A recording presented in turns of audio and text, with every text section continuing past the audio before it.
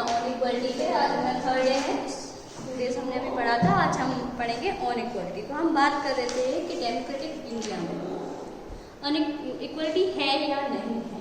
तो हमें लगा कि कुछ चीज़ों पे तो इक्वलिटी है, लेकिन कुछ चीज़ें ऐसी हैं जिन पे इक्वलिटी नहीं है, जहाँ हम अनइक्वलिटी फेस करते हैं कुछ अपनी डेली लाइफ में। जैसे कि हमने पहले कांता की स्टोरी पढ़ी, जिसमें बताया था कि जब वो सुबह वोट देने गई तो उनकी एक लंबी लाइन लगी हुई थी, जिसमें रिच पुअर के जो जहाँ पे वो काम करती थी, जिनके घर में गृहस्थी करती थी, वो भी लाइन में लगे हुए थे। मतलब वो थी कि वहाँ इक्वलिटी थी, जो वोट देने का अधिकार सभी को था, अमीर का गरीब का सभी का। लेकिन जब वो शाम को अपनी बीमार बेटी को लेके अपने सरकारी हॉस्पिटल गए, वहाँ पे उन्होंने देखा कि सिर्फ पुअर लोग ही गवर्नमेंट हॉस्पिटल में हैं, तो वहाँ उन्होंने अनइक्वलिटी दी। फिर हमने कल पढ़ा कि वहाँ दो लोगों के एग्जाम्पल लिए जो कि रियल लाइफ बेस्ड एग्जाम्पल थे। एक थे ओमकार वाल्मीकि, जिनको छोटी कास्ट होने की वजह से उन्हें क्या पूरा स्कूल साफ सफाई करानी पड़ी, और ये सब उनकी लाइफ में हुआ कि उन्हें क्लास से बाहर उठाया जाता था। उनको बाकी बच्चों की तरह इजाज़त नहीं थी कि वो मेट पे बैठे, ये सब। और दूसरे थे मिस्टर और मिसेस अंसारी, जो कि घर रेंट पे लेने के लिए अपार्टमेंट ढूंढ रहे थे। उन्हें कई दिन, पूरा एक हफ्ता लगा, क्योंकि वहाँ पे लोग अपार्टमेंट नहीं अलाउ कर रहे थे जो नॉन वेजिटेरियन है। जबकि उसी अपार्टमेंट में या उसी बिल्डिंग के अंदर किसी के यहाँ नॉन वेज बन रहा था, फिश बन रही थी, लेकिन उनको अलाउ नहीं किया जा रहा था क्योंकि उनकी कास्ट की वजह से। तो उन्हें 1 महीना लगा एक अपार्टमेंट ढूंढने में। तो अब हम आज पढ़ेंगे आगे। हमारा पेज नंबर 9 है और हमारी हेडिंग है recognising dignity.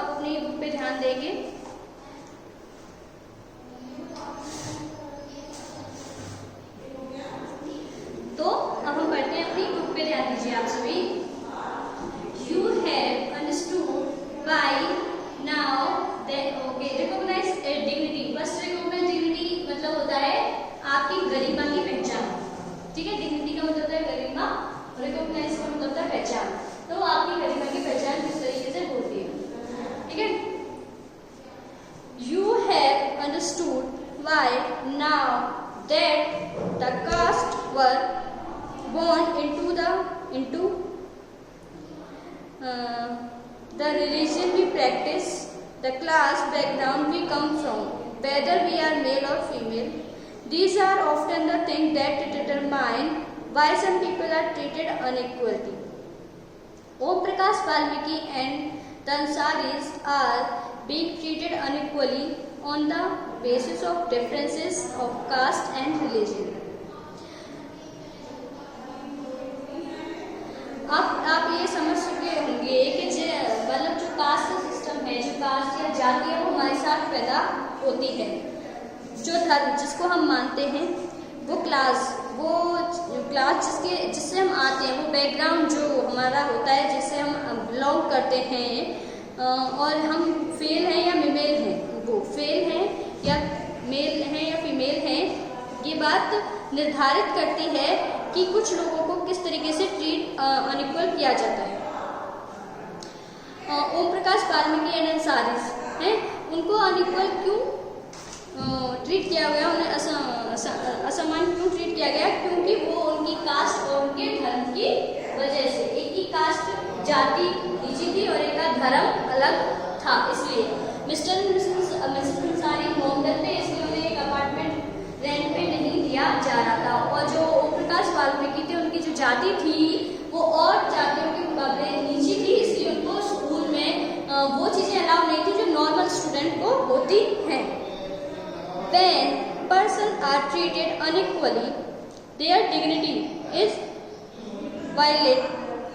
The dignity of both Om Prakash Valmiki and the Ansaris was violated because of the way in which they were treated.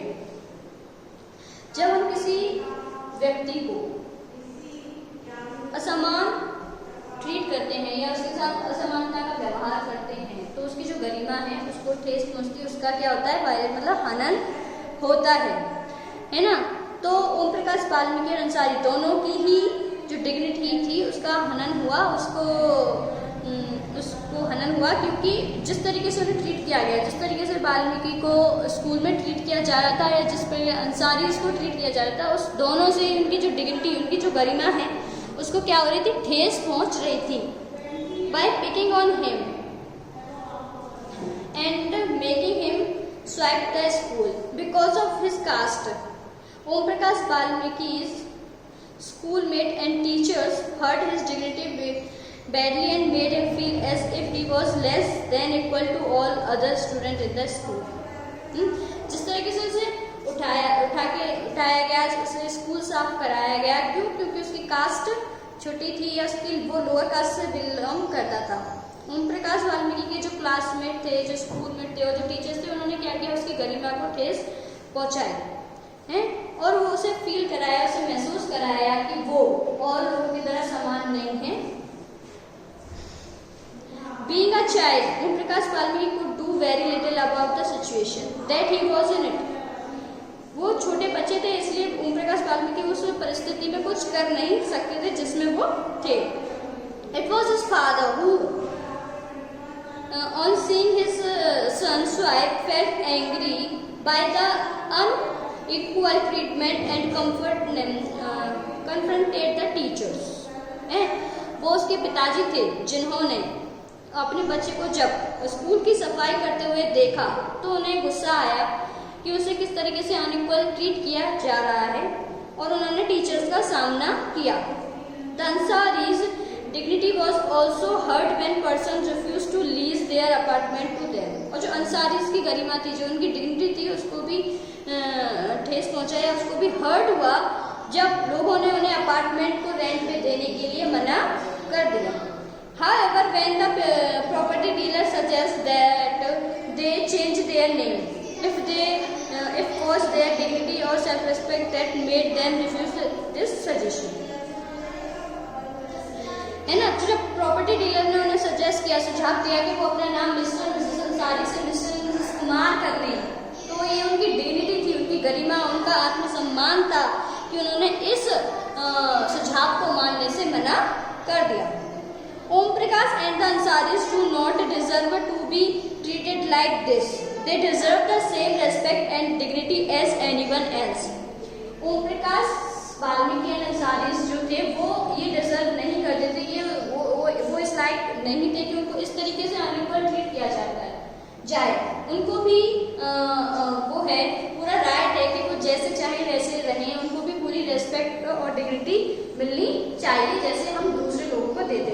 और not only Om Prakash Valmiki and Ansaris, all people, ठीक है ना, क्योंकि सिर्फ ओम प्रकाश वाल्मीकि और अंसारी से नहीं, यहाँ पे बहुत सारे ऐसे लोग हैं जो दलित बैकग्राउंड से आते हैं या अपने का धर्म अलग होता है, क्योंकि इंडिया है, इंडिया में सारे रिलीजन का रेस्पेक्ट एक साथ ही की जाती है, इसलिए तो सभी के लिए उनकी रेस्पेक्ट और डिग्निटी बहुत ज़रूरी होती है। अब आगे है इक्वलिटी इन इंडियन डेमोक्रेसी, तो ये next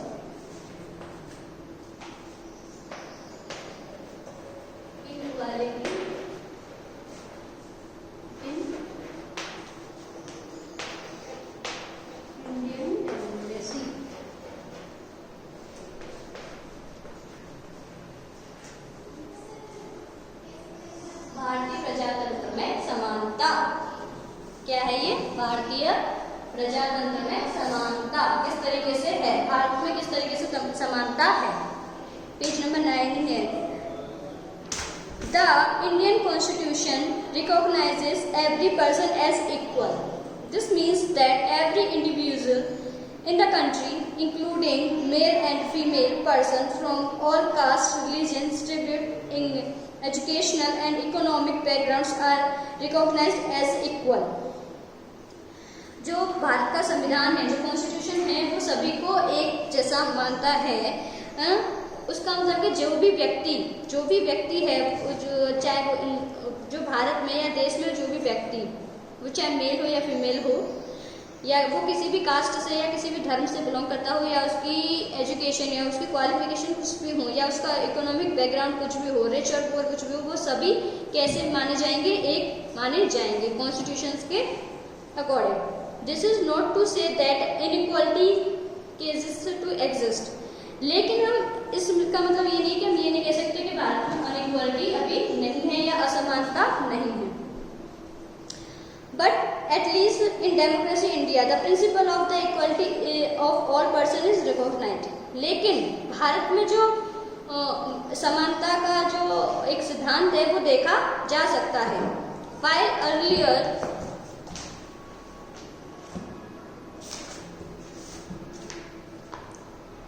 no law exists to protect people from discrimination and ill treatment, now there are several that work to see the people are treated with dignity and as equal।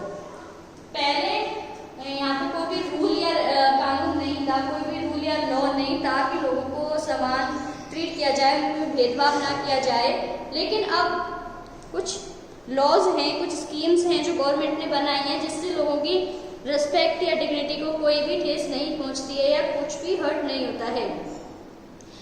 This recognition of equality included some of the following provision in the Constitution। और ये जो equality हमारे संविधान में आई है उसके लिए कुछ प्रावधान किए थे सरकार ने। First, that every person is equal before the law।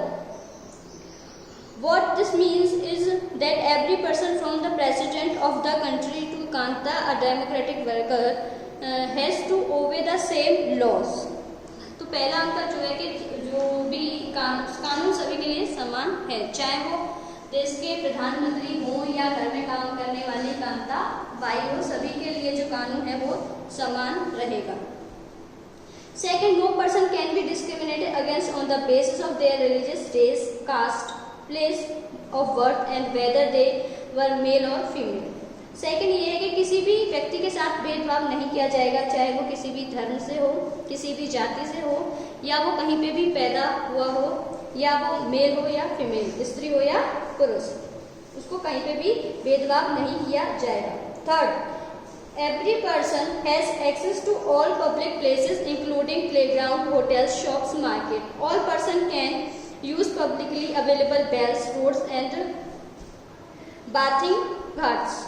ठीक है ना। तो सभी जो तीसरा कानून है वो ये है कि सभी लोगों को पब्लिक प्लेस पे जाने के लिए मना नहीं किया जाएगा। वो प्लेग्राउंड, होटल, शॉप, मार्केट कहीं पे भी जा सकते हैं, और वो जो पब्लिकली बने होते हैं कुएं या रोड्स या फिर आपके नहाने के जो घाट होते हैं, स्नान करने के घाट जो होते हैं, वो सभी का यूज वो इक्वली करेंगे, चाहे वो किसी भी धर्म से हो, किसी भी जाति से हो, कहीं से भी हो। The two way in which the government has tried to implement the equality that is guaranteed in the Constitution is first through law and second through government program or schemes to help disadvantaged communities। दो तरीके हैं जिससे जो government है वो लागू कर सकती है इक्वलिटी। एक तो ये कि कॉन्स्टिट्यूशन में जो उन्होंने प्रावधान किए, जो लॉ या कानून बने हुए हैं वो, और दूसरा है कि गवर्नमेंट कुछ प्रोग्राम या स्कीम ऐसी चलाए जिससे जो वंचित समुदाय हैं उन्हें भी उसका लाभ मिले। There are several laws in India that protect every person's right to be treated equally। India में कुछ ऐसे कानून हैं जो अब सभी लोगों के जो अधिकार हैं उन्हें एक समान ट्रीट करते हैं। In addition of law, the government has also set up several schemes to improve the life of the communities and individuals who have been treated unequal for several centuries। Government ने कुछ और भी schemes बनाई हैं ताकि वो जो लोग अनइक्वल ट्रीट किए जाते हैं कई सेंचुरी से, उनकी लाइफ को इम्प्रूव कर सके और उन्हें बेहतर जीवन दे सके, उनके समुदाय को बेहतर जीवन दे सके। These schemes are to ensure greater opportunity for people who have not had this in the past। और ये जो स्कीम है ये सुनिश्चित करती हैं कि उन सभी लोगों को समान अवसर मिले जो उन्हें पास्ट में नहीं मिला है। One of the your government, including the mid-day meal scheme. इसमें से एक जो स्कीम है वो ये है कि सरकार ने गवर्नमेंट जो स्कूल होते हैं उनमें मिड डे मील आप एक्सप्लेन कर दूं क्या होता है?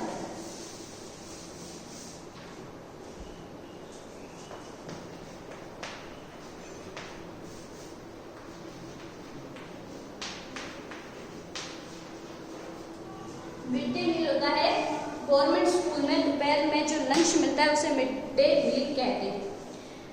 This refers to the program introduced in all government elementary schools to provide children with a cooked lunch. इस प्रोग्राम में जितने भी प्राथमिक गवर्नमेंट स्कूल होते हैं, मतलब प्राथमिक सरकारी स्कूल होते हैं, उनमें बच्चों को पका हुआ खाना मिलेगा, वो भी दोपहर में. Tamil Nadu was the first state in India to introduce this scheme, and in 2001, the Supreme Court asked all state government to begin this program in their school within 6 months. जो तमिलनाडु स्टेट है वो first state था जिसने इस scheme को introduce कराया, जिससे परिचित कराया. और 2001 में जो सुप्रीम कोर्ट ने उसने सभी स्टेट गवर्नमेंट्स को आदेश दिए कि वो 6 महीने के अंदर ये प्रोग्राम अपने स्कूलों में भी लागू करें. This programme has had many positive effect, और इस प्रोग्राम से बहुत सारे पॉजिटिव इफेक्ट सामने निकल के आए. These include the fact that more poor children have begun enrolling and regularly attend school. इससे क्या हुआ कि जो गरीब लोगों के बच्चे हैं उन्होंने अपना स्कूल में नाम लिखाना शुरू कर दिया और वो उनकी जो अटेंडेंस थी वो भी सुधरने लगी.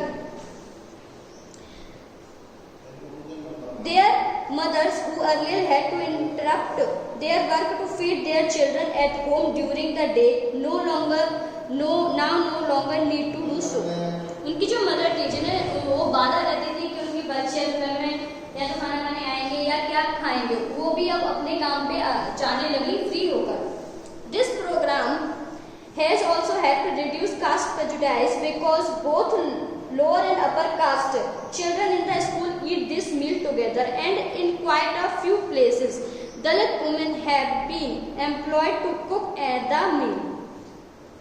और इस स्कीम या प्रोग्राम की वजह से जो कास्ट की जो भेदभाव थी, जो जाति भेदभाव था, वो भी दूर होने लगा, क्योंकि चाहे वो अपर क्लास के लोग हो या अपर कास्ट के लोग हो या पुअर कास्ट के लोग, सभी बच्चे ये मील खाते थे, ये खाना खाते थे. और कुछ स्कूलों में ये दलित जो औरतें होती थी वो ये खाना बनाती थी. The midday meal program also help reduce the hunger of poor students who often come to school and cannot concentrate because their stomach are empty. और ये जो प्रोग्राम है, ये मिड डे मील का जो प्रोग्राम है, इसने जो गरीब बच्चे जो कि भूखे रहते थे उनको भी स्टडी पे कंसंट्रेट कराना शुरू किया, क्योंकि अपने खाने की या भूखे पेट की चिंता नहीं होती थी. While government program play an important role in increasing equality of opportunity, there is much that still need to be done. जबकि जो सरकारी जो भी गवर्नमेंट प्रोग्राम जो गवर्नमेंट चला रही है वो काफ़ी कुछ कर रहे हैं, उनका एक अच्छा रोल हो रहा है कि इक्वलिटी और जो अवसरों की जो समानता है वो सभी को मिले, लेकिन इसमें और बहुत कुछ करने की आवश्यकता है. While the midday meal program has helped increasing the enrollment and attendance of the poor children in school, there continues to be big differences in our country between schools that the rich attend and those that poor attend. ठीक है, जैसे कि mid day meal programme ने वो किया कि लोग गरीब बच्चे अपना एडमिशन स्कूल में करा रहे हैं या अटेंडेंस उसकी अच्छी आ रही है, बट ये बड़ा डिफरेंस ये भी कर रहा है कि जो कंट्री में जो प्राइवेट स्कूल में जो रिच बच्चे जाते हैं उनकी अटेंडेंस और पुअर बच्चों की अटेंडेंस में काफ़ी डिफरेंसेस हैं. Even today, there are several schools in the country in which Dalit children like Om Prakash Valmiki are discriminated against and treated unequally. Present में आज भी कुछ स्कूल्स ऐसे हैं जिसमें ओम प्रकाश वाल्मीकि जैसे बच्चों को जो कि दलित बैकग्राउंड से आते हैं, छोटी कास्ट से लोअर कास्ट से आते हैं, उन्हें वैसा ही अनइक्वल ट्रीट किया जाता है जैसे unequal situation in which their dignity is not respected. और इस सिचुएशन में या इस परिस्थिति में, इस अनइक्वल परिस्थिति में, असमान परिस्थिति में उनकी जो डिग्निटी है, उनकी जो गरिमा है, उसकी रेस्पेक्ट या उसका सम्मान नहीं हो रहा है. This is because people refuse to think of them as equal even through the law required it. क्योंकि लोग उनको वो रेस्पेक्ट या उनको वो सम्मान दे ही नहीं रहे हैं जो उन्हें मिलना चाहिए, जिसके ऊपर लॉज भी बने हुए हैं. One of the main reason for this is that attitude changes very slowly. इसका सबसे बड़ा जो कारण है, जो रीजन है, वो ये है कि लोगों का जो एटीट्यूड है, जो लोगों का व्यवहार है इस चीज को लेकर, वो चेंज सडनली नहीं हो रहा है या फास्टली नहीं हो रहा. उसकी जो रफ्तार है बिल्कुल कछुए की तरह है. Even though person are aware that discrimination is against the law, they continue to treat people unequal on the basis of their caste, religion, disability, economic status and because they are women. लोगों को पता है कि भेदभाव करना गैर कानूनी है, फिर भी लोग भेदभाव करते हैं उनकी जाति को लेकर, उनके इकोनॉमिक बैकग्राउंड को लेकर और सबसे बड़ी बात वुमेन्स को लेकर. वुमेन्स को इक्वल अभी भी नहीं माना जाता है बहुत सारी सिचुएशंस में. It is only when people begin to believe that no one is inferior and that every person deserves to be treated with dignity that present attitude can be changed. यदि लोग ये विश्वास करना शुरू कर दें कि कोई भी नीचा या ऊंचा नहीं होता है, inferior सुपीरियर नहीं होता है, और यदि वो सभी को अच्छे से रेस्पेक्ट दें, उनकी डिग्निटी को अच्छे से ट्रीट करें, तो जो प्रेजेंट एटीट्यूड है, व्यवहार है जो लोगों का, वो भी चेंज हो सकता है. Establishing equality in a democratic society is a continuous struggle. समानता स्थापित करना, एक लोकतंत्र वाली सोसाइटी में समानता स्थापित करना, ये निरंतर एक संघर्ष रहा है. One in which individuals as well as various community in India contribute to. And you will read more about this in this book.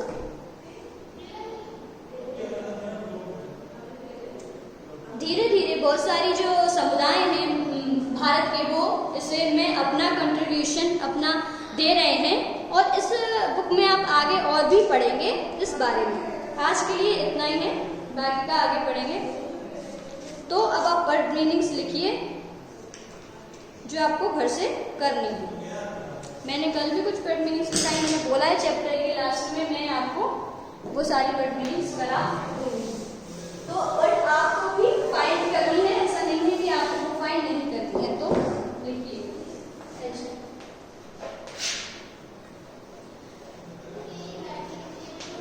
और ये चैप्टर आपको रीड करना है, जैसे मैं रीड करती हूँ वैसे ही. जहाँ समझ में ना आए उसको अंडरलाइन करें. जब भी आपको स्कूल बुलाया जाएगा, फिर आप आगे जो भी प्रॉब्लम है वो मुझे बताएं, ठीक है. तो पहला है आपके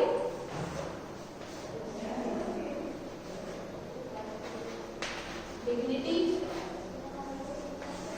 सेकंड है डिटरमाइन, थर्ड है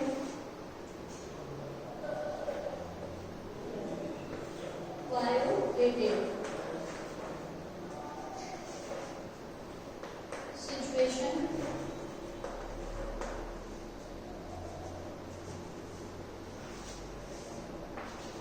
suggestion,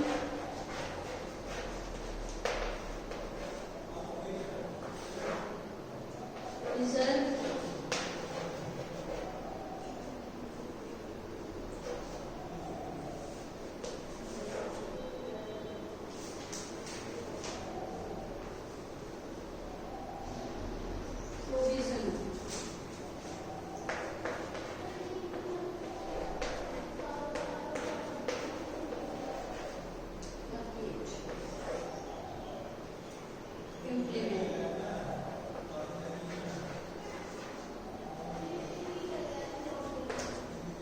ये वर्ड मीनिंग्स है जो आपको पर्सन काउंट करनी है. आप अच्छे से देख लीजिए. आज के लिए बस इतना ही, बाकी की आगे की क्लास में करेंगे.